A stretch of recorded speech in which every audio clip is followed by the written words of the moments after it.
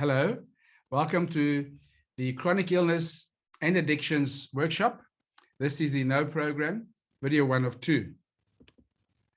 As usual, we look at the graph of the steps, and we can see now the yellow has moved on to step number 3, and we are looking at chronic illness, premature aging, and addictions and overeating this week. And as always, you can see that the therapeutical layers of the self-health journey are going to work towards a blissful and passionate life, hopefully. So that's all coming through over the next few weeks.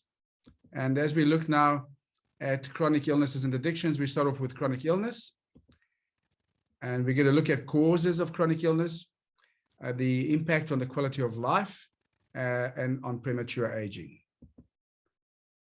So I'm sure that many of us have thought that growing old would take longer indeed. And aging is a process that we cannot avoid, despite what many people say. We all age, and the aging process is affected directly by chronic illness. But before chronic illness, let's talk about the health pillars, the 5 health pillars that we focused on previously: nutrition, movement, and rest, hormonal balance, and sexual health. All of those have a direct impact on your chronic illness development, premature aging, and premature death. But suffering with chronic illnesses and with addictions also contribute directly to a poor quality of life, earlier death, and premature aging. We then need to understand that the 5 physical health pillars are vitally important, but they are not enough. We need to now look at what else can be done besides sorting out the 5 physical health pillars. We need to look at anxiety, or the roles of anxiety, depression, and addictions in the development of chronic illness and premature aging. So as you steady your ship by working on your 5 health pillars, know that that is only the start, and you need to now identify any chronic illnesses that you might be suffering from, and work on treating and reversing those, as well as preventing new future chronic illnesses. Addictions, which lead to chronic illnesses, must therefore be reversed and sorted. And then addressing chronic anxiety and depression will have to follow, as they also cause addictions and chronic illnesses. When we talk about chronic illnesses, which lead to premature aging and premature death, the number of chronic illnesses is the list of chronic illnesses is very long.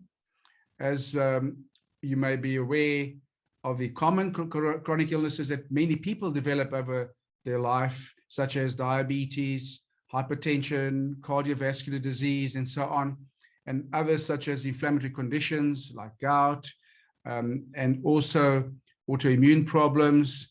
And as some of the bad habits and addictions cause people to gain weight, for instance, you might develop weight-related issues such as backache and joint problems.